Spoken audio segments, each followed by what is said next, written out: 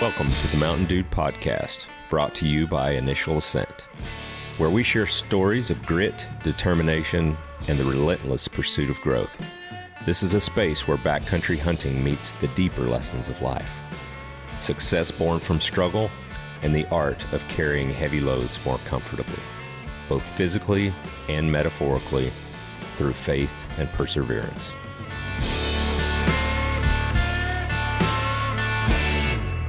Join us as we explore the paths that shape us, celebrate victories big and small, and fuel our journey with hope and tenacity. This is the Mountain Dude Podcast, where we climb higher together. All right. Thank you to everyone that tuned into Dirt Roads, Discipline, and the Drive to Be Better with Dennis Stokes last week. The winner of the duck camo hat is Brian Reno. I'm going to read your 5-star review that you left. Thank you so much. We got a ton of phenomenal 5-star reviews. We're going to keep giving away things, so make sure you tune into every episode. Leave a 5-star review. Share the podcast with your friends. Let me share this one with you. It was awesome. Such a great podcast. There is always a snippet within each one that helps me build into a better man, father, and fiance to my amazing future wife. I have managed to get her and her kids interested in hunting, and that makes me feel like I've made an impact on them with this lifestyle. Keep up the great work with this podcast. I look forward to every episode. Brian, you are making an impact. That's so awesome to see. I love it. More stuff. Thank you guys so much for the support. We can't express enough how much we appreciate you. God bless. It's just so much fun. And like sitting in a tree stand there, I thought it was going to be boring, but there's just so many deer running around there. Yeah. Oh, that's cool. But it's a whole different world too, because I'm new to the whitetail game, but they're like, can't shoot that buck. Can't shoot that buck. That buck's yelling. That one's going to be giant. Don't touch that one. You know what I mean? And I'm just like, I'm just by myself. I'm like, well, how am I supposed to know which one I can and can't shoot? Like, you know what I mean? Yeah. Yeah. Anyways, but it's a lot. It is fun, but it is hard. I'm the same way as you. Yeah. It's hard to. I can only imagine Joe trying to sit in a stand. Funny story. So, I mean, I am like that pretty much 24/7. So if you ever were to walk in, I'm just pacing when I'm on calls. Yeah, I've always been that way. And so I was on a turkey hunt with Dennis and Zach Bohe, Zach's brother, and a couple other guys. And I don't sleep great, so I was up early, and I had some coffee. I'm like, man, I'm going to get tired out there. I'm going to have a little Ignite. And so I poured some Ignite on top of the coffee, and we're sitting out there, and they decided we're going to go sit under these trees for like 2 hours. Mm-hmm. And I'm just like going crazy. The next thing I'm texting Dennis, when are we going? When are we going? When are we going? I'm starting hitting Zach, when are we going? When are we going? And Dennis is just over there, because Dennis is just kind of just Dennis, right? Yeah. He's low key from the South. And finally, I just get up. I'm like, I can't do it anymore. I got to move. So they were making fun of me, but yeah, it's how I am, I guess. Yeah, that's hilarious. Wired the way we are. Yeah, that's funny. So, well, Brad, we welcome in to the Mountain Dude Podcast. Appreciate it. I'm looking forward to this. So we start every podcast with a prayer. So go to the good Lord with a prayer. Good. Father, we're so gracious for this opportunity to gather around the table, Lord. We thank you for your wonderful presence. We thank you for the opportunity to get here, to share stories, to laugh, to fellowship. We just ask you just be with us. May you just guide us. We love you. We give you all the glory. In Jesus' name we pray. Amen. Amen. Brad Brooks of Argali. I am so excited for this. Yeah. I'm excited to be here. Yeah, thanks for coming on. Long drive, right?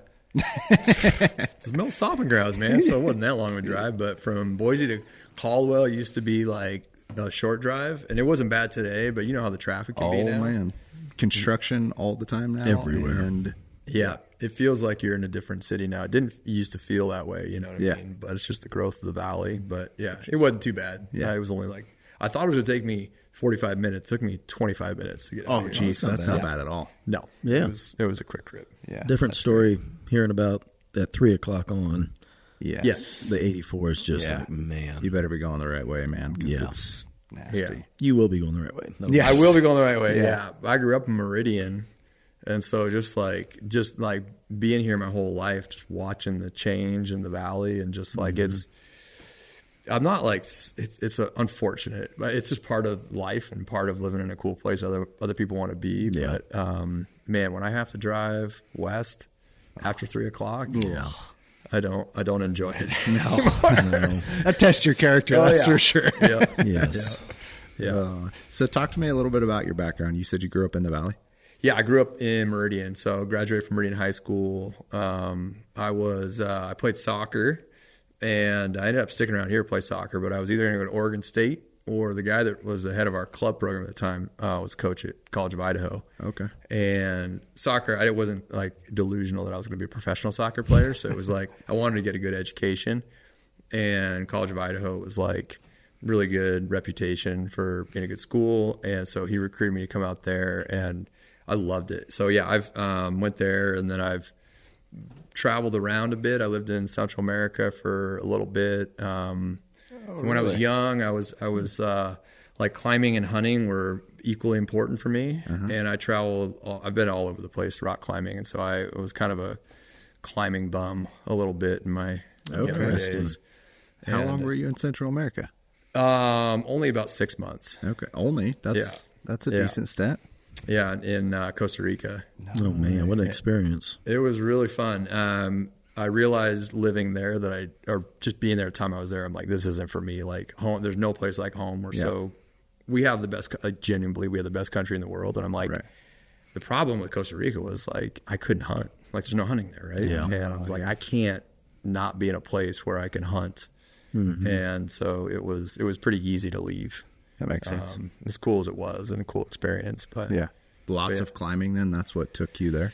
No, I don't know why I wanted to go to Costa Rica, but I spoke Spanish, and I just was like, I've always wanted to go live in a Spanish-speaking country, so I had no money and went down there and just lived super, super cheap. This was back when Costa Rica was a cheap country to live in. I just went back about a year ago with my family. It's not as cheap as it used to be. Yeah. But this was back when, I was staying in hotel rooms for $5, like broom closets. Man. Yeah, like I remember I would go to the hotel and they'd be like, a room is $20. And I'd be like, do you have anything less expensive? And usually they'd be like, no. But sometimes they would be like, well, we can clear out the closet if you want to stay in that. And I'd be like, done. And when you put a mattress on the floor, I was like, done. I'll do that. No way. Yeah. That's so awesome. I was like, I was so broke, but I didn't need much. Right. And I remember, this is how broke I was. I remember being at Super Bowl Sunday in like a restaurant bar, eating dinner and watching the Super Bowl.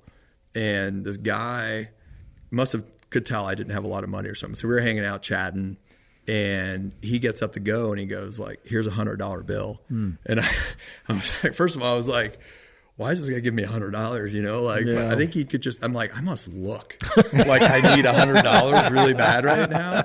And I was so grateful for that money. I was just like, what a generous guy. And I was like, of course I don't take handouts. So I was just like, no, I'm not taking your money. He's like, trust me. He's like, it's totally fine. He's like, have fun on your travels. And I was just like, wow. Anyways, that's how, to me, that was like so much money. Yeah. $100 bill? Yeah. Costa Rica, I could live That's a lot of nights in a broom closet. I know. I could live off this for a while. Oh, man. So, yeah. Anyways, but yeah, I traveled around a bit and then came back here and then just kind of like was like, I want to be in Idaho. And so just stayed, and I have not lived anywhere else since then. Okay. So. You grew up hunting then? I did, yeah. My dad is from Wisconsin. And so he's like waterfowl guy, whitetail guy. And so growing up hunting, you know, I didn't do any of the out of state stuff or anything like that. In fact, we would do like one elk hunt, one deer hunt a year. Duck hunting was a big part of what we did. So big bird family. And so one time I was little, I was like, I knew how to call ducks. One of my claims of fame when I was 12 years old, I won the state duck calling champ in Idaho. Okay. Championship. Yeah. I didn't know we were graced by your presence. Yeah. Well, it's like, I don't know what happened to that trophy, but I think I got rid of it. But anyways, yeah. So duck hunting was a big deal. But in backcountry hunting, backpack hunting was not something that was on my radar back then. It was like we did sort of traditional deer and elk camp. We would set up a base camp and hunt, and I hunted elk like we hunted like whitetails, like we would do elk drives. Okay. And I wouldn't say my dad was like a phenomenal Western big game hunter, but we did it. You know what I mean? But yeah, and then it wasn't until, I don't know if I'm jumping ahead of you, but No, it this is perfect. It was when I got out of college, and I was real busy with soccer all through my first 4 years. And so in the fall, we'd get one week break between regular season and postseason, and I would take that entire time, because we didn't have to train, that we'd get that entire time off. That was the only time I had weekends off, and I would just go hunting for that one full week.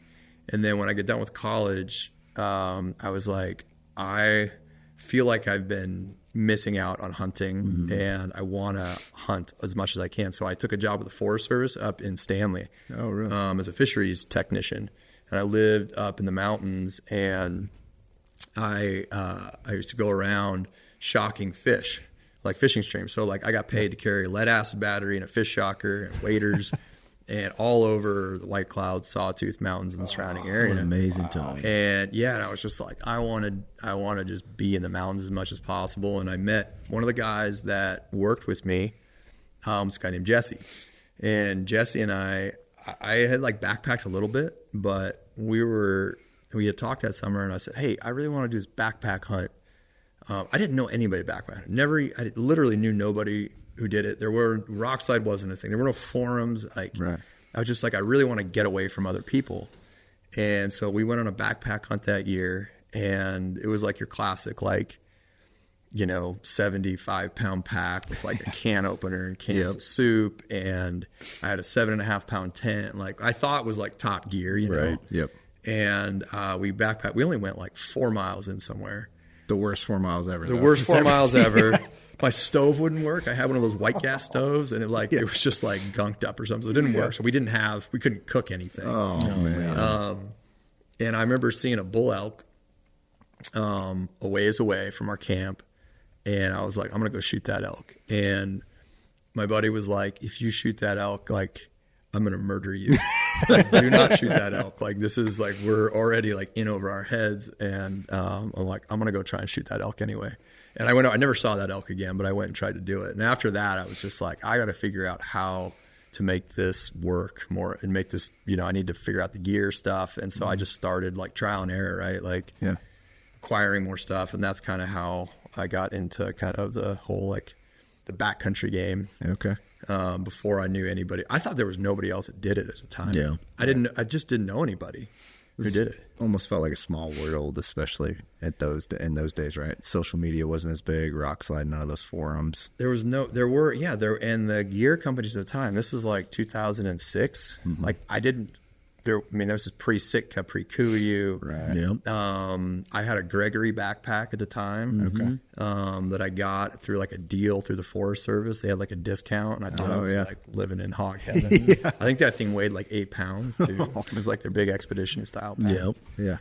I didn't know even how to. I wasn't trying to meet other people that did it, but it was just literally a thing I started doing because I wanted to do it.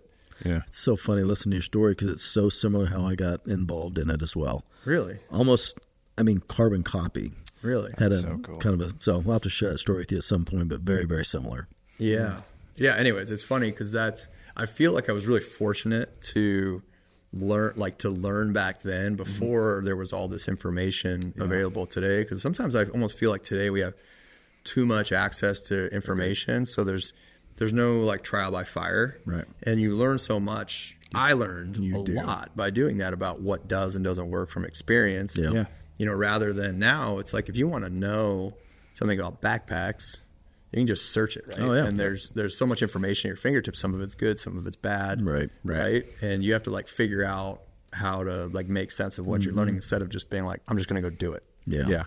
And, Absolutely. Yeah. Which is there's a pro and a con of having access to all that Yeah. information, right? Absolutely. Yeah. But those 100%. experiences have probably what have helped shape your intuitiveness at this point now, right? That's why we exist. Yeah. Right. It's like I had to figure it out on my own. Yeah. Or just, my close buddies and my good friend Charlie Cronk, we still hunt to this day. He was friends with my buddy Jesse. And Jesse, we don't hunt with Jesse anymore, but Charlie and I have done so many hunts together. And he and I really figured this out. Like we figured out a way to hunt that worked for us. We figured out gear. We figured out what we can get away with, what we can, what kind of conditions we can live in. And yeah, I even remember the first true like backcountry tent we had was, I don't even know if they still exist anymore, a company called Titanium Goat. And we had this small little cylinder. They made this tiny little cylinder stove that was just like, not saying anything bad about them because they were like a pioneer in the space, but it was just like not a functional product. But that was our plan at the time for like being able to camp in November at 8,000 feet. You know, it's like, oh wow, and then we couldn't even figure out how to get the thing to hold a fire. You know what I mean? It was just like, it's mind blowing if you think about just 20 years, right? How much technology has come into every aspect of hunting. It's unbelievable how much has happened here over the last 20 years. I think we're living in like the heyday I agree. of gear technology. I mean, we're so soft compared to right. Oh my goodness. You know what I mean?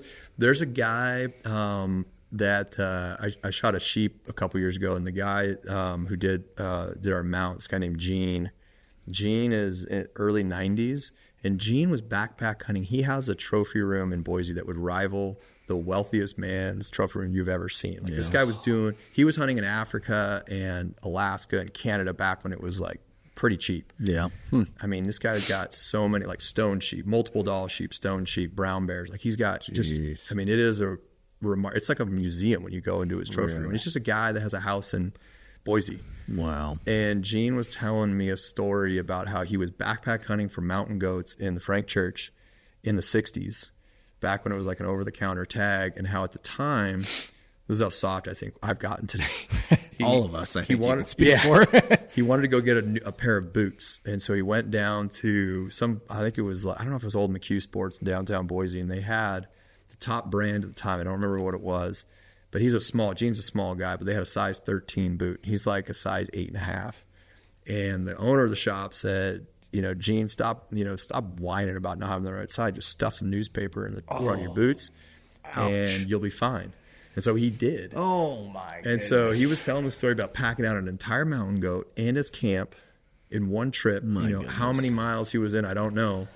And he was just telling it like he was just, like it was no big deal. And he's like, yeah, it was pretty painful. He's like, I got back to the road and my socks had disintegrated. I'd worn my socks out completely. Like it was just skin on shoe. Ooh. And my feet were just torn to shreds. And he's like, yeah, that was just the way it was. And I was just like, my God. Totally different. And he didn't have like technical hunting gear. He didn't have a good backpack. The pack tough as nails. Oh yeah. No. Pack probably weighed 20 pounds empty back then. Yeah. Yeah. Crazy. Yeah. So like I said, we just live in an era where there's just there's a lot of really good gear out there, and we have access to all of it, right? Yeah. Yeah. Tell me about your first expedition style hunt, because that's what you fell in love with, Kurt. If I'm not wrong, right? I mean, I've always loved just adventure.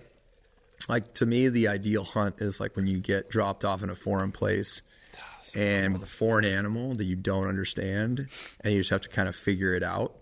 I'd say my first, like what I would call like true adventure hunt was here in Idaho. It was like a backpack hunt that we did. So that first year we had all those trial and errors. Second year, we're like, we got this figured out.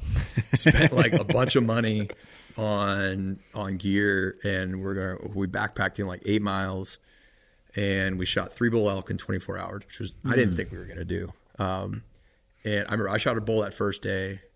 And I told my buddies, I was like, man, there were 2 bulls. This is like end of October. There were 2 bulls still buging in there when I was left tonight after cutting it up. Let's go back in there tomorrow. I bet they'll be there. And sure enough, there were like 2 different herds of elk, like, quarter mile away.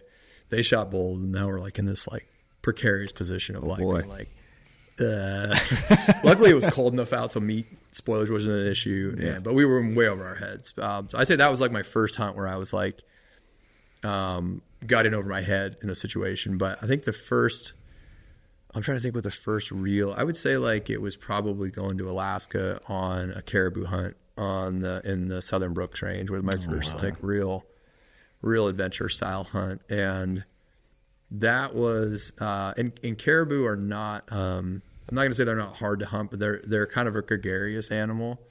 And so that was, and I was also rifle hunting. That was a fun hunt where just like you get dropped off and it's like, you got to figure it out. And then I did that. And I was like, well, now next time I want to like come here and bow hunt. And so then I started going to Kodiak, and that felt like bow hunting on Kodiak felt like, that felt difficult because that is I can truly imagine. like a really just, I don't know if you guys have ever been there. I have not. No. Hunting those things early season with a bow it's just like mule deer hunting to me. It feels like mule deer hunting, but it's also just an incredibly interesting landscape. And anyways, that was the first trip where I was like, I feel like and hunting with a bow where I was like, I think I can do this. You know what I mean? Like I feel confident in my ability to go somewhere and try and figure animals out. Yeah.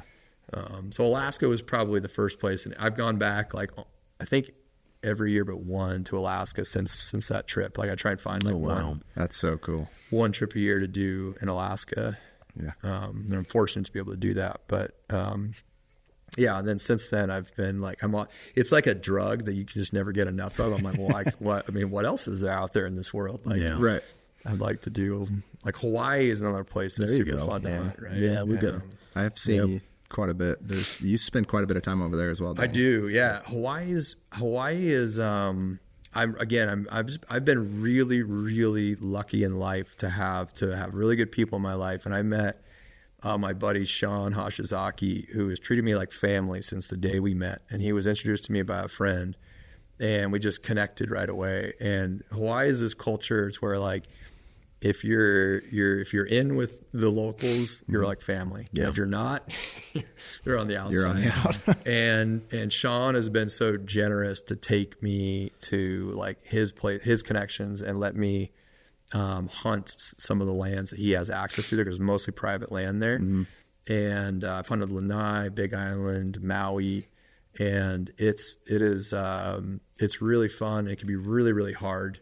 Like doing the over-the-counter archery hunt on Lanai for mouflon is probably one of the most difficult bows I've ever done. Really? I've heard that from some of the bet, like Brian Barney talks about how difficult that is. They can see like their eyesight, like their eyes are on like the side of their head. So, I mean, they can see, their sight is unbelievable. Really? Unbelievable. They make like giant mule deer look like a walk in the park. Jeez. They're just that like keyed in, and their vision is so good, and they don't mess around. So if they see something a mile and a half away, they're out of there. They don't give you the benefit of the doubt. And so, wild. So anyways, just like, ever since then I have been just drawn to hunting different animals in different places. And I say my only like rule for like adventure hunting is I don't like, and this is nothing against the guiding community, but I don't like somebody holding my hand and being like, here's an animal, like just shoot it. All you got to do is pull the trigger.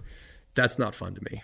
Right. The fun of it is just like having to like test your skill in a new place, and you're there for the experience. Absolutely, in the journey, right? Yeah, absolutely. And I know that's cliche, but it is 100% true for me. And probably for you guys too. Yeah, absolutely. Very much so. So you're definitely not the guy that goes to the same spot every year. I rarely go to the same spot every year. Yeah, I'm that guy. Yeah. It doesn't. I have hunted some of the same spots. I've gone back. Like last year, I went back and hunted elk in a place I hadn't been in almost a decade. Okay. And it was fun because it was like going back to a spot. And we kill a lot of elk there, but I just wanted to hunt a new spot. Yeah. I like checking out. And here in Idaho, there's so much I have seen, but there's so much I haven't seen. Right. And when I see, I mean, I want to know, like, I like just check. I want to be in every drainage, right? I want to check because you just never know what you're going to find. And that one drainage you've never been to, it's like maybe there's nothing. Most of the time there isn't. But maybe there there's might something be. there. There might be. And how do you know unless you go check it out, right? Yeah. There's so much to be said for that too, because the people that constantly are changing where they're hunting, you just gain so much experience. You can't rely on what you did last year. Oh yeah, we've seen elk on this ridge. It makes you such a better hunter. It really does. No ifs, ands, or buts. Yeah, right? That's the truth. Yeah, because if you go back to the same spot over and over, and I think we talked about this on one of the podcasts. Right, you're limiting yourself so much to only that area and learning what that is. But if you can go from here to here to here, well, man, there's so many more things along the way that you get to learn, and it just does. It makes you a much better hunter.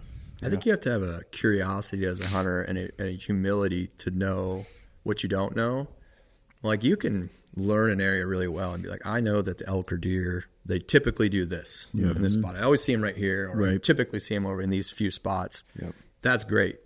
That's really boring to me. Yeah. You know what I mean? It's like, just because you can figure one place out, it's like, well, can you do that? Can you do that multiple times? Like that to me is like that constant testing of your skill and your ability. Can you have the humility to walk into a new area and be like, I don't know anything. I'm just going to be a student and I need to pay attention to everything.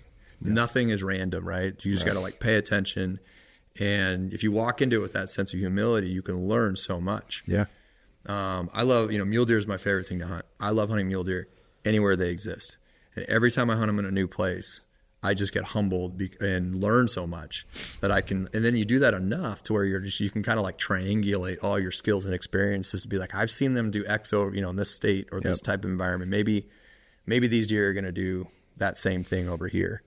I just got back from Alberta deer hunting, and I've been 3 times to Alberta, and that place is like varsity league bow hunting for deer because it's just there's no cover. And the first time I went there, and typically in Alberta, it's like the deer aren't really like patternable for the most part. It's kind of random. So if you see a deer, the chance of you seeing that deer again in that spot are very, very low, right? So if you see him, and you want to kill it, you better go do it. Because tomorrow, like that deer could be 4 miles away. You might see him in the same vicinity, but you never know. Yeah, right. And a couple years ago, I saw a deer I wanted to kill, snuck in on him, blew him out, made a mistake. He saw me, blew him out. But he had this really comfortable bed, like this patch of brush with this like, this flat spot. I'm like, man, I've hunted these deer. I've hunted big deer in a lot of places, and like they like to come back to their home. I know they don't do that here, but so the next day we went and hunted around and didn't see anything, and then we wanted to stalk in. And I told my buddy Ryan, I was like, dude, can we just go check that bed? Because I don't know why, but I just feel like he might be back there. Mm-hmm. And sure enough, dude, 11 a.m. the next day, that deer was back there. No, and I watched him run like 2 miles. I saw him 2 miles running like there was a coyote on him away, and he came right back. And, that's one of those things where it's like, okay, like I've seen that happen a number of times actually, where it might be a day or it might be a week, but eventually they want to come back. Right. Even though my buddy Ryan, who's hunted there a bunch, is like, that doesn't happen here. Deer don't do that here. Like, can we just go check? So that's what you get by like, I think, those experiences in different places. You're like, learning that animal behavior, not yes, just essentially trying to pattern based off what you've seen in the same areas over and over. So yeah, I think we have like as hunters, sometimes we can have a bit of hubris to think that we understand, and we anthropomorphize their behavior because we're trying to rationalize a thing that we can't communicate with, right? We're like, well, and I see that trap that I fall into it too, but we all fall into that. Like, this is what they're going to do. Right. It's like, we don't know what they're going to do. They're animals thinking animal thoughts. Right. But if you pay attention, I really do think, and you just, again, it's like a sense of humility about paying attention to what you're seeing, and over time there certainly are patterns, right? I know you guys have seen that. Yeah.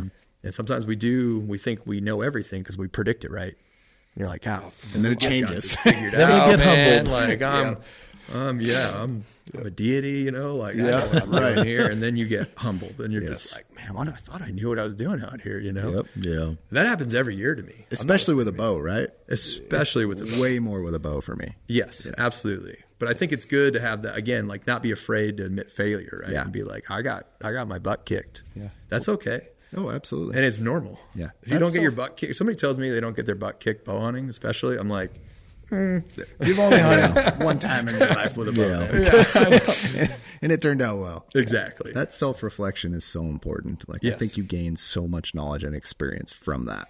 Yeah, absolutely. So take me back to post-college, Brad. You were doing the wildlife, the fishery stuff, right? Yeah, just for a summer. Yeah. Okay, one summer. How does Argali get started? How long after that was that? Oh, that was 2005, and I didn't start Argali. So Argali originally started, I went back to graduate school in 2010 and got my MBA. And when I was in graduate school, I had this like crazy idea at the time to start a technical clothing company. Okay. For hunters. Yeah. This was like, I didn't even know First Light existed. Sitka existed, but that was it. So Sitka was the only game in town.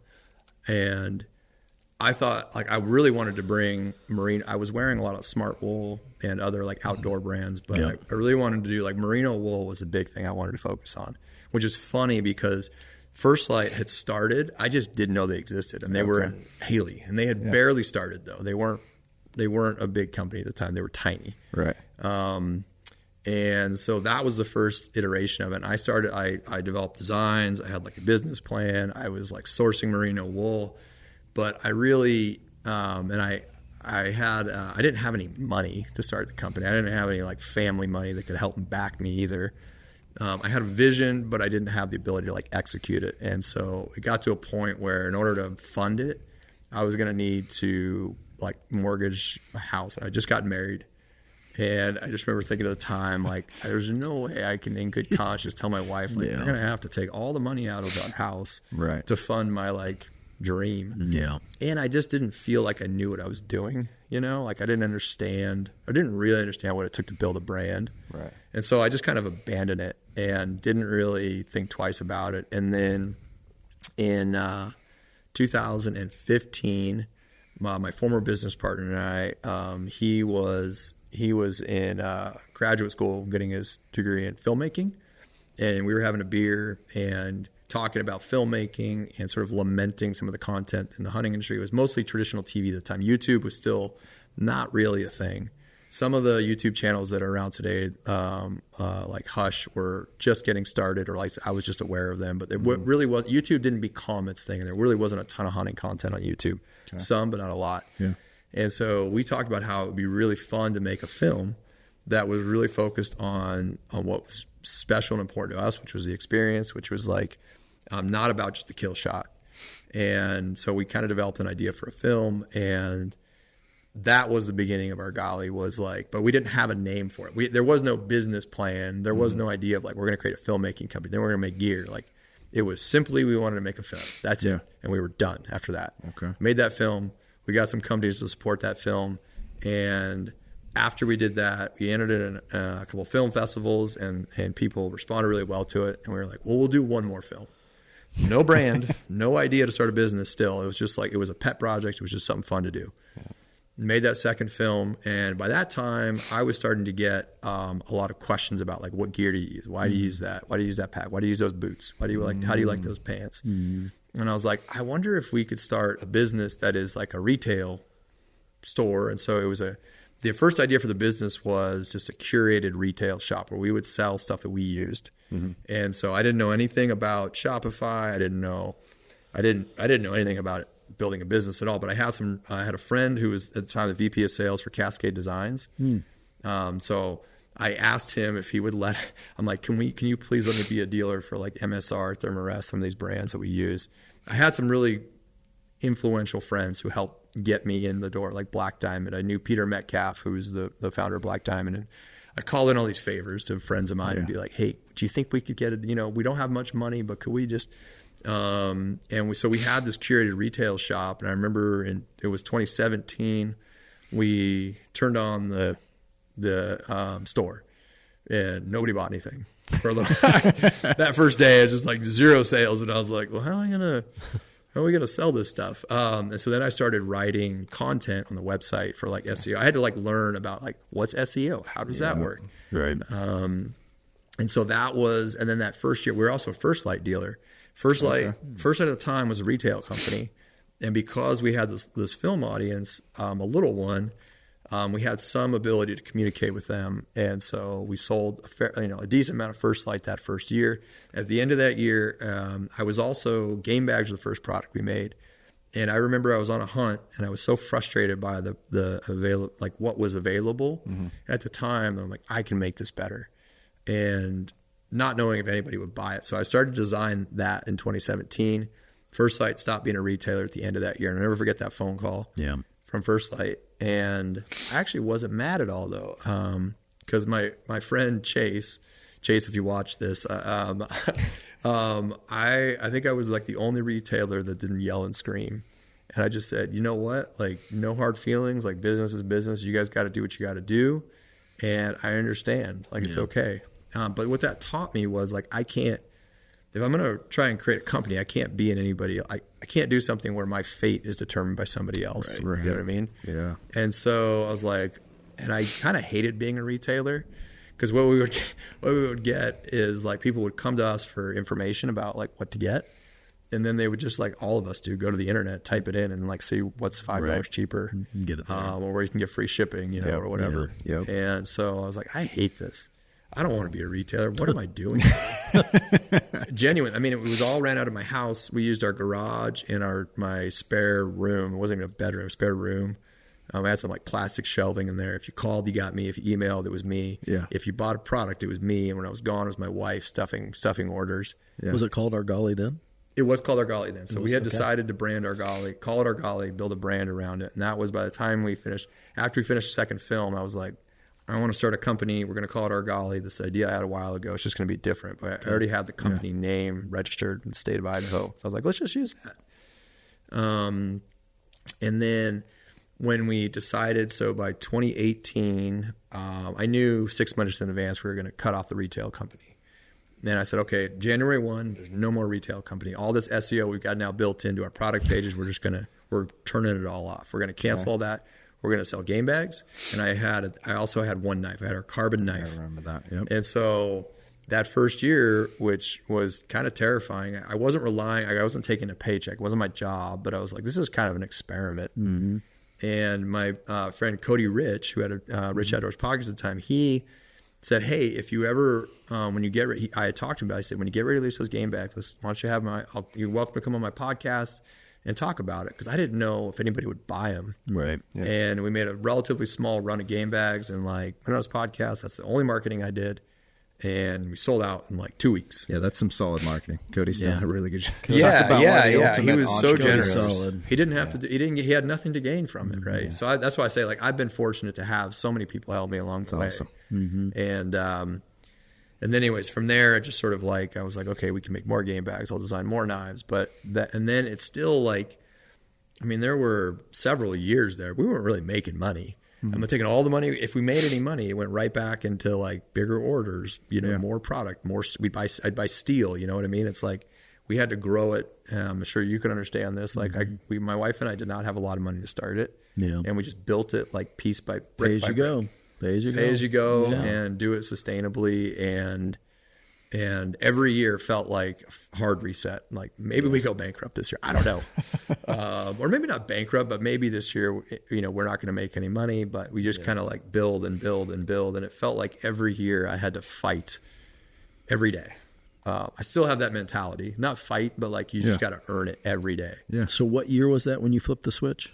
2018, January 2018. Okay. Sounds familiar. It does sound very familiar. Yeah, it's funny. Like coincidentally, like I think I was just so naive about what other people were doing too. Like I didn't know Initial Ascent was around in 2018. I had no idea. Yeah. We launched February at the expo. Yeah, which is I can remember. This is funny. I can remember the first time I went to the expo. We were in a corner trying to like sell our stuff, and nobody would stop by. Yeah. I mean, not nobody, but people, how people kind of side eye you as they walk by you. They're like just trying to figure out what brand. You're like, I think we remember Go those days. straight, but still. Yeah. Don't want to make eye contact. Don't make eye contact. Yeah. Which is, I remember the first 2 years, it felt like that. Where it was just like, I just wanted like, you wanted people to come in so you could talk to them. And now it's like, we're at a different point in our business journey where it's like crazy all day long, every day, but I remember those days and I never forget that. And I always, my every year I have this like mentality where I'm like, I just hope people come by and they're interested in our product. Mm-hmm. And I don't assume people are just going to be interested in our brand. And that's what I mean. It's like, I feel like every day I still have this mentality of like, man, it's day zero still. And you can't get complacent. You can't get complacent. You can't.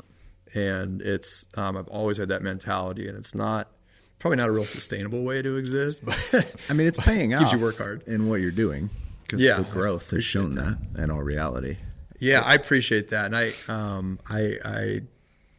don't know. I don't know how else to exist. This is kind of the way I am, I guess, but I can't take anything for granted. And every day, literally I wake up usually early. And I'm just like, well, you better get out there and hustle. Yeah. Somebody else is going to want to outwork you. So if you don't work hard, somebody else is going to do it better than you. Yeah. So, absolutely. So are you full time? I assume now. Yeah. So when did you make that change? About 2 years ago. Okay. Was that hard? Or were you... Oh, it was insanely hard. Yeah. I had a 18-year career. I worked in like public policy. I worked for a company in Washington D.C. I had a very cush job, making like good money, benefits, all the things, right? And it was hard. That was the hardest. It was one of the more stressful choices I've ever had to make in life, deciding to let go of that. that thing and be like, no, you're going to bet on yourself. And I think everybody, I don't know what your journey is. So like. I retired from 30 years corporate back in March. Okay. So I understand where you're coming, because it's like you're giving up a lot, but you're gaining so much more. Sure. Right. But you don't know that for sure. Yeah. In the moment, it's a gamble, but it's a gamble on yourself. It's a gamble on yourself. And everybody I know who's done it has had the same like internal battle about like, is this like, even you, right? It's like, are you going to take a leap? And I put it off for a long time, because I just couldn't find the courage, to be honest with you. I couldn't find the courage to do it. So I worked 2 jobs and I worked all the time. Yep. And my wife is just like, fine. She's like, this is insane what you're doing. And I'm like, I know, but like, I'm trying to take care of our kids, and like I don't want to put our kids in a position where like daddy's got a vision and a dream, and like he wants to go, run this company and make that his thing, and if that, I couldn't deal with the fact I couldn't in good conscience put my kids in a position where we were struggling financially if it came to that. Yeah. And that was the hardest part for me. Being a dad changes your. Oh, absolutely. If I was. If it's just my wife and I pre-kids, it would have been a lot easier. Yeah, I wish I would have done something like this when I was younger. Same here. Amen to that. Yeah. So I'm so excited for you. Yeah. It's cool listening. You guys' journey, as seeing it from the outside, knowing both of you now, and knowing now your background a little bit more. Brad, obviously I know you really well, Joe. The like that entrepreneurial side, you guys' walk was very, very similar. Oh yeah, just like it's crazy. We're walking down the same, like literally, almost the same years. Man. You guys are at the same intersection, honestly. Yeah, like, there was a mountain between us, so I couldn't see you. Exactly. We were both doing it at the same time. And so it's so cool to see that from the outside, that perspective. Like it's really neat. Yeah, it's humbling. Like, it's just I'm sure you guys have the exact same mentality, but I take so much pride in what we do. Every customer to me is so important. What they think of our product and how their customer experience, and I'm dead serious, if that I care about what their experience is like. And we have a rule that like anytime somebody calls or emails, if they had a bad experience, whatever that may be, it's usually not the product, I follow the product, but if they just have a bad experience, for whatever that may be, like they were unhappy with, they couldn't figure out how to pitch the tent, and they were frustrated by it. Like I see all those emails, right? And sometimes I call those people, just cold call them, and I'm like, hey, I just want to hear what happened, because I take it so personally, right? Yeah. And to me, it's like everything we make is an extension of my reputation. Mm-hmm. And so if we have a customer that has an issue, if you're watching this, I see every single email, every bad email, like it comes to me and I read it. And sometimes I respond to them, personally and directly, and just say like, hey, I want to understand what happened and talk to you about it. And you certainly can't make everybody happy. I've learned that. No, absolutely. But you try. And I think that comes from just a point of like, it doesn't matter how much we grow. I still feel that like responsibility to everybody. Because if you're going to separate your hard-earned money to spend it on one of our products, like, how dare I not take that seriously for somebody, Yeah. And that speaks wonders to you, because not everybody's that way. And it is showing. That's why things are growing. And going back to the tent, what started kind of branching from, so going from game bags and knives, what started the expansion of these things? Well, it was, I don't remember what year it was, but again, I just hunting as much as I do. I'm lucky to hunt a fair amount, and I was, I'm not going to mention brands here because I don't want it to come across the wrong way, but I had been using a couple different brands, one a lot, and they made a really good product, but the tent sag was really annoying to me. Yeah. And I approached them. I had done some research and been like, oh, there's like polyester based tent fabrics. And I approached them and said, hey, would you be willing to make this your tents, but in a polyester based fabric, because polyester doesn't sag. It's naturally hydrophobic. I said, it's a really annoying problem. Like I've spent a lot of nights in these tents, and it's when the tent sags and touches my sleeping bag and it's touching my face in the middle of the night, like I hate it. Yep.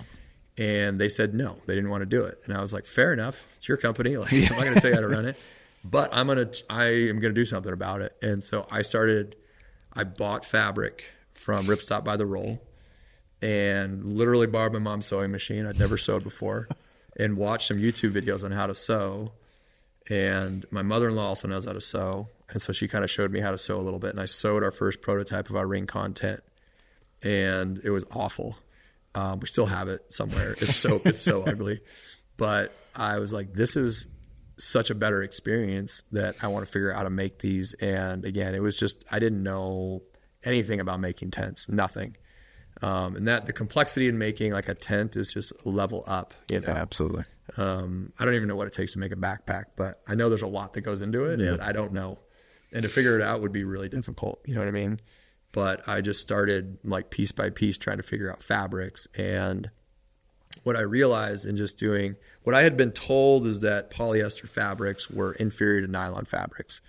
And, you know, when somebody tells me something like that, my attitude is like, I hear you, but I'm going to do my own homework.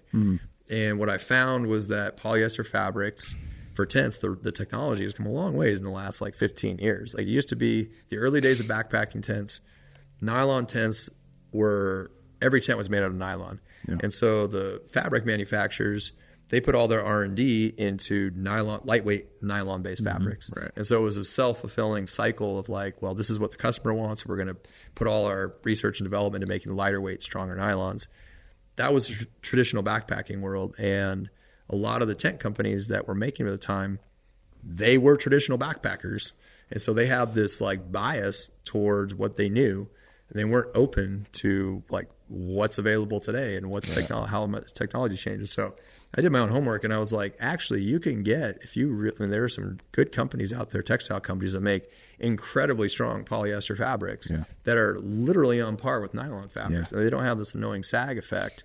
And so the fabric was like the thing that really drove me to do it. Okay. And then, so that was really what started me down the path of wanting to make a tent. And then there were just, again, like usability features that I wanted to create. I knew I wanted to create a tent line where they all pitched the same way.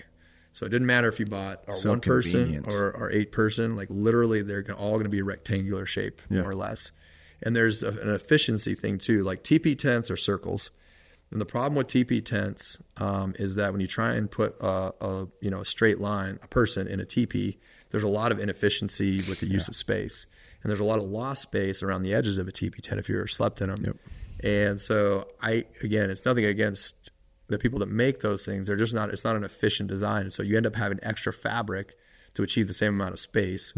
And so, when I first started designing tents, it was like I wanted to create a line of tents that were incredibly efficient for the use of space. They were in that ultralight category.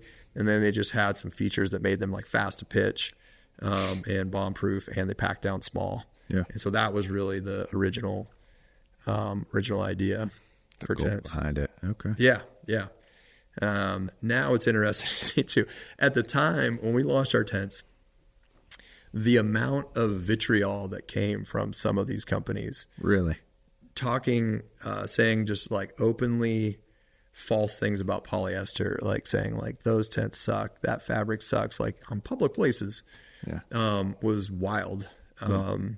It was one of the more, I told some of these companies, these people I knew, I actually told them 4 months before we ever launched tents that we were doing it. I said, hey, I want you to know I'm doing this. I know you, and this is, I feel like this is the right thing to do, to let you know we're doing this rather than surprise you.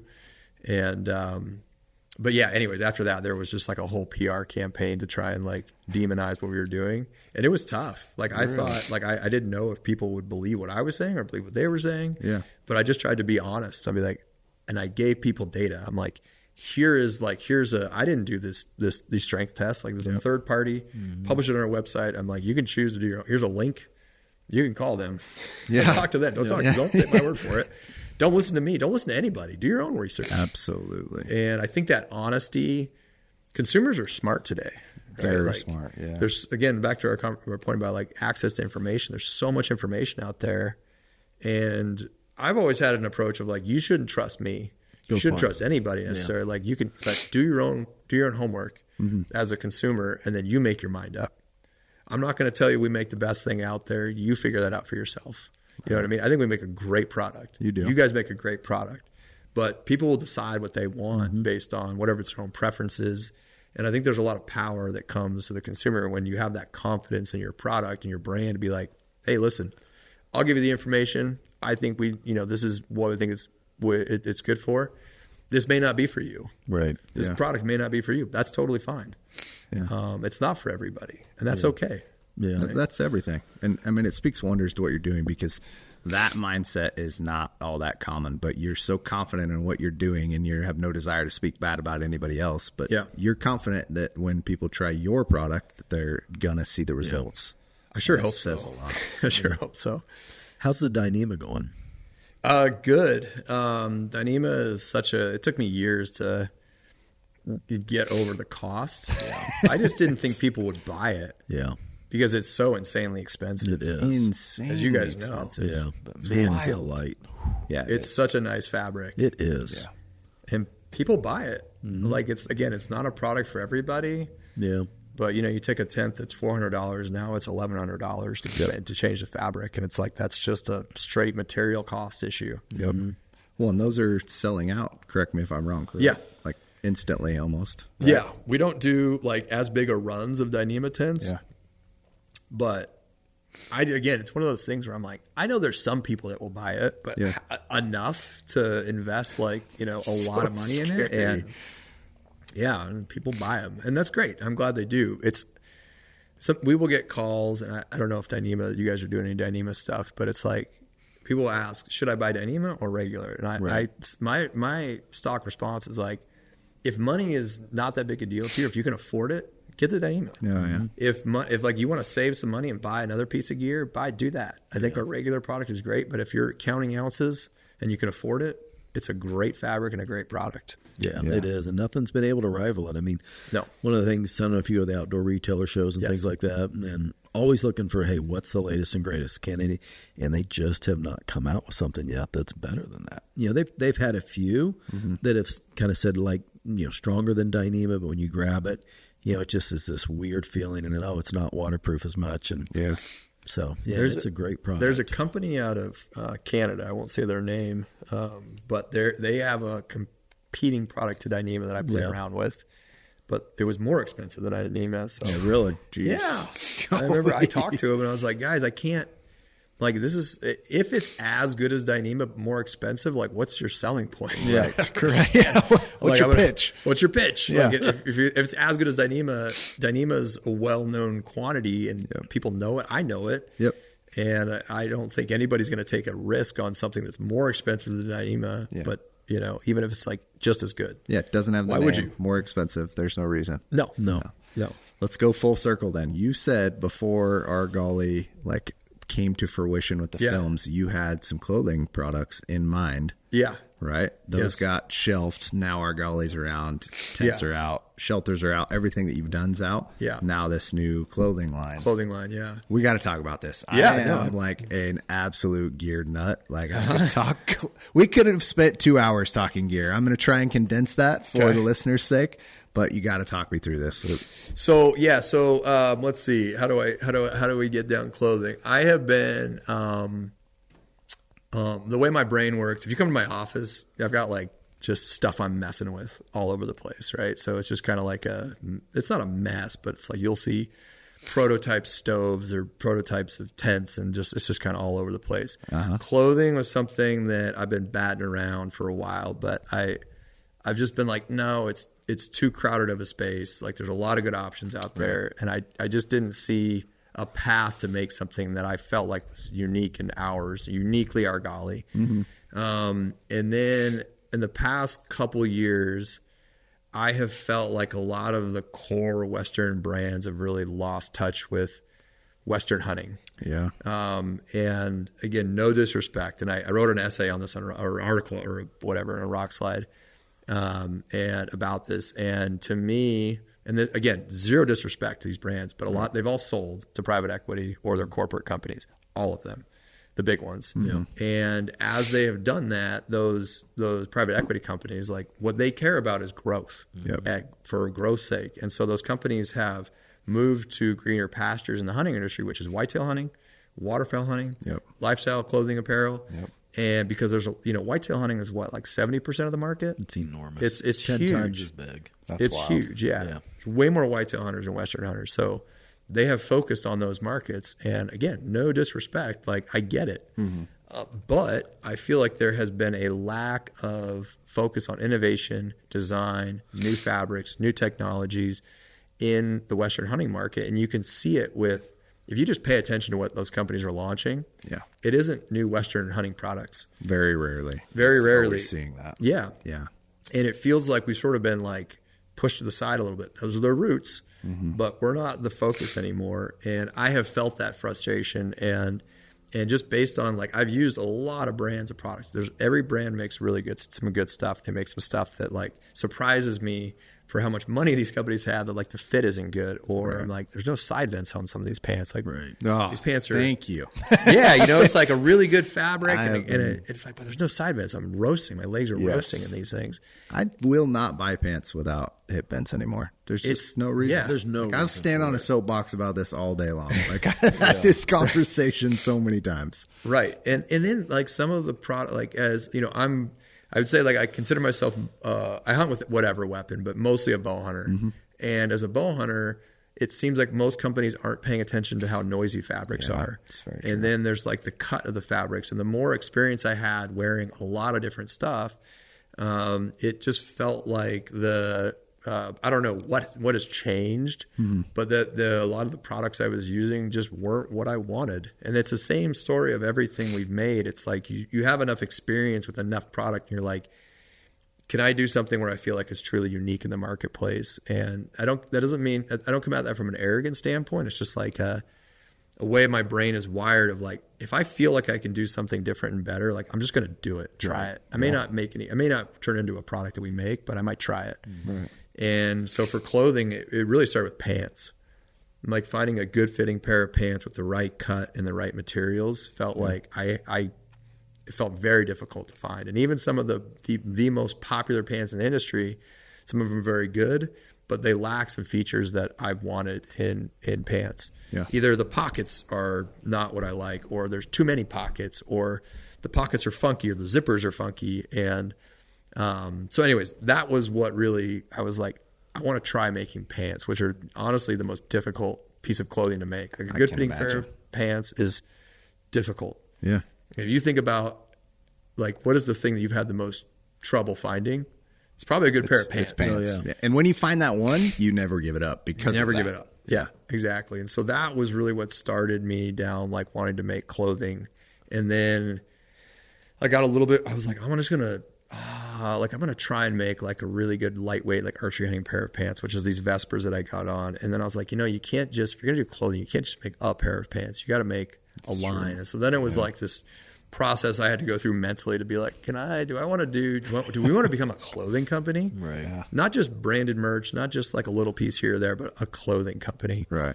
And I talked to some people that are a lot smarter than I have, some people who've started big clothing companies in the outdoor space, in the hunting space, and talked to them about what I saw as the sort of window in the market. And these are people I trust, to give me honest with you. And they're like, yes, I think what you're seeing, I agree with that.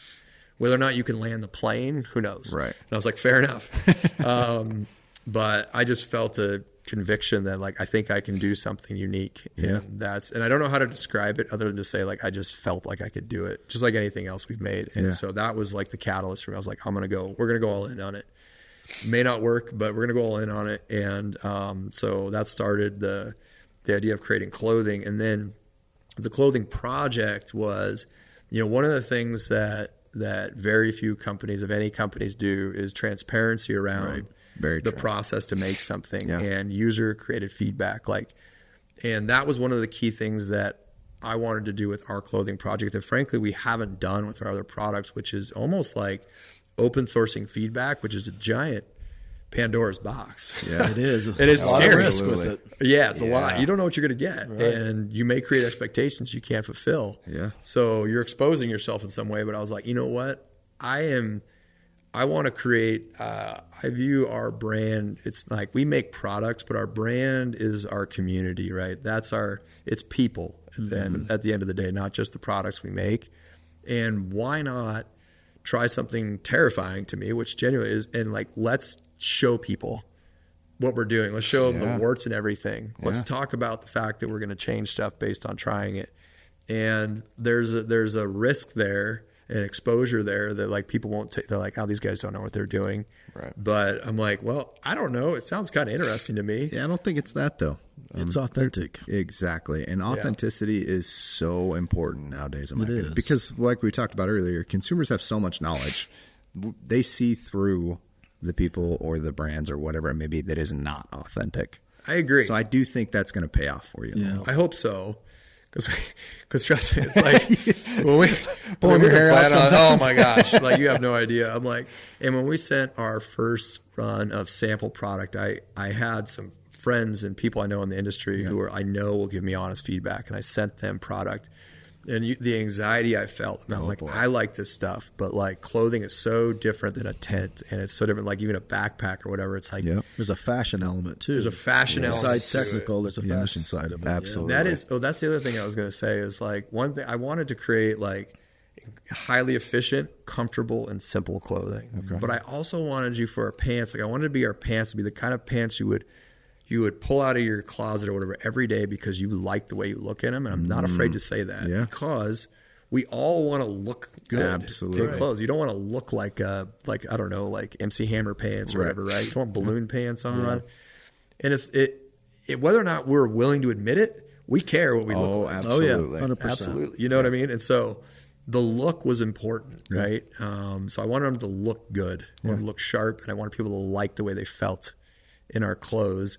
But it was terrifying sending that first round of clothes out. Sure, it seems like it would be. And I was just like, I told everybody, I'm like, my only requirement for me sending you is you have to be brutally honest with me, and you have to give me honest feedback and tell me, like, I don't want to hear this is great, I love it. I'm like, if you tell me that, I'm going to be like, dude, that's not what I asked you for. Yeah, I need honesty here. If you do love them, great, but I want you to nitpick on me. Like, tell me what you don't like. And so far, the feedback has been just unbelievably great. We've made a few changes, tweaks, which is what we wanted based on people using them. And we've doing this long form testing, from August, public testing from August through December. We've been testing it a lot longer than that, but this is sort of the public, out in the open. Like, you can see it. You can ask questions about it. Tell us what you want. Tell us what you don't like. Right. And it's been really, really fascinating, I got to say. If you think about that transparency, I think like Elon Musk, right? None of his patents, anybody can use his patents. He does not, they're wide open. He allows anybody to have access to them. He's like, hey, if you can make it better, do it. Yeah. It pushes you, right? It does. Absolutely. When you just lay it out there and say, hey, give me your honest feedback, right? Help me make this better. Yeah. And people like through the platform Rockslide, that is a great audience to be able to tap into to get that direct feedback. And then you're actually doing what we all say is we're going to build this from the ground floor up. We're going to build it from a hunter's perspective, not an office perspective. Right. And man, I'm excited to see where you go with it. Me too. And I forgot to mention one of the things that I also experienced, like I've tested a lot of clothing for a couple brands. And one of the things I realized is, again, this is no disrespect, but oftentimes as these companies have become corporate, the people that are in charge of the design and development, they don't hunt. Right. Correct. Smart people with a lot of experience in textiles and manufacturing. Yeah. But the one thing that I feel like I know is, like, I know whether or not I like it in the field. The application. The application, right? Absolutely. I'm not coming at this from a designer's perspective where I'm like, I know how to, I have to try and envision what the end user wants. It's like, we have that experience in knowing, like, okay, this fabric is too loud. I can tell you that right now. This is too loud. Whereas a designer who doesn't hunt, they're not going to know. They're like, it seems pretty quiet to me. Whereas I would be like, absolutely not. No. Hard no. Yeah. And so that's given us, I think that gives us a little bit of a competitive advantage in terms of, like, the use case, right? Just like you guys, right? Like, you know what backpack hunters want because you are backpack hunters. Right? You don't have a designer who, is, I don't know, worked for JanSport and, and like, does a backpack hunt, who's just like off doing their thing and is like trying to make a backpack for backpack hunters. They're good at making tech packs, though. Yeah. yeah, exactly. You need somebody to make a tech pack. Yeah. Absolutely. So yeah, anyways, it's been, I'm really excited about it. I genuinely love the product, and if I'm not, and I'm excited about it. Yeah. And that's usually my barometer for, if I'm excited about it, like genuinely excited about it, that's a good indicator for me. Yeah. Because then I can honestly tell you, dude, I enjoy these pants a lot, and I think they're as good as anything out there, genuinely. I can feel that from you too. It is genuine. Like when I asked you about them in the shop, not on camera, not on podcasts, like I can feel the excitement from you. That's exciting. Yeah. When you have one of those projects, you know, a passion project like this, it comes out. Yeah. It absolutely does. So when you're standing in the authenticity is booth, real. when you're with the way it's represented on your website, how you communicate, it'll come out. It'll absolutely come out. Yeah. Where's the project at now? So we have 2 pairs of pants and a mid layer that are going to get launched in January. Okay. I've got everything else like just that you can imagine in the works, and we're going to kind of do a phased approach. Just back to our earlier conversation about making it like financially sustainable. Mm-hmm. Like if we came out with 30 SKUs right now, I couldn't fund it. Like Right. No way in hell. Yeah. So we're gonna phase it in over time, and I've got jackets, base layer stuff, just all kind of accessories. It's all in the works, and we'll kind of get launched on a love it. periodic cadence. Where can a listener find it? Go to our website, argalioutdoors.com. We have a link for the clothing project. If you're interested in it, sign up for the thread, which is our cleverly named, I might say, email list. That email list gets priority for buying. So if you sign up for that email list, you will get early access to buy before everybody else does. And I email that. Every 2 weeks you get an email from me. It's just like updates on the clothing project, what we're doing, what we're testing, what we're working on. Perfect. Very cool. Where else can listeners find you guys? I don't know, YouTube, Instagram, Social media. all that stuff. Yeah, Argali, just search Argali, I guess. Perfect. Find it, yeah. Okay. We close with some rapid fire. So I'm going to have some Can't questions wait for for this. you. These are Is it like Jeopardy round? These are easy. It's easy. It's either A or B. You've answered a lot of them, honestly, Okay. already. But Okay. I'm gonna read a review real quick that we got. This one is from Tim. First heard about Initial Ascent via Dan at Elkshape. Fumbled my way to this podcast and have been taking in various episodes over the last week. First, I love how you start each episode with a prayer and instantly knew these guys are worth a listen, as we are going to have similar values. Second, your content and conversations are great. Lastly, I don't know how you don't have more views and followers. So let's change that. Everybody go leave a 5-star review. There you go. Share the podcast with a friend. We really appreciate it. But let's get to some rapid fire before I get you out of here. Okay. It's super simple. You can't screw this up. Okay. It's Can't wait. either A or B. Okay. No explanation needed, and we'll move on to the next. Sounds good. You already answered this one, but we're going to repeat it. Deer or elk? Deer. Morning or night owl? Morning. Hunting or rock climbing? Hunting. Dyneema or Sil Poly? Probably still poly. Okay. I have my reasons. We can get into it. But We might have to come back on that. Yeah. Usually we don't. We might have to. Planned or spontaneous? planned. Beer or bourbon? Beer. If I'm going to drink, yeah. I don't drink anymore, but yeah, I was a beer drinker when I drank. Yeah. Okay, we are going to go back because I got to hear this. So, Pauly, talk to me. I think the downside to Dyneema is it doesn't pack as small and it doesn't have any stretch. Right. So like getting the pitch right is just a little bit more finicky. Yeah. I use Dyneema. I'm leaving on Saturday for a backpack hunt. I'm taking a Dyneema tent, but I'd say overall I like the pitchability of Sil Poly and I like the way it packs better than Dyneema. So but it doesn't mean I still use Dyneema, but if you gave me a choice, I'd take Sil Poly. Yeah. Okay. Yeah. One last bit of advice for the young guy out there that's got some sort of vision. He wants to do something. I'd say work harder than everybody else. Be humble, and don't let anybody tell you can't do it. Amen to that. Brad, thanks for coming on the Mountain Dude thank you, podcast. Brad. Thank you, guys. I really appreciate it. Until next time, keep your eyes on the summit. This is the Mountain Dude Podcast, signing off.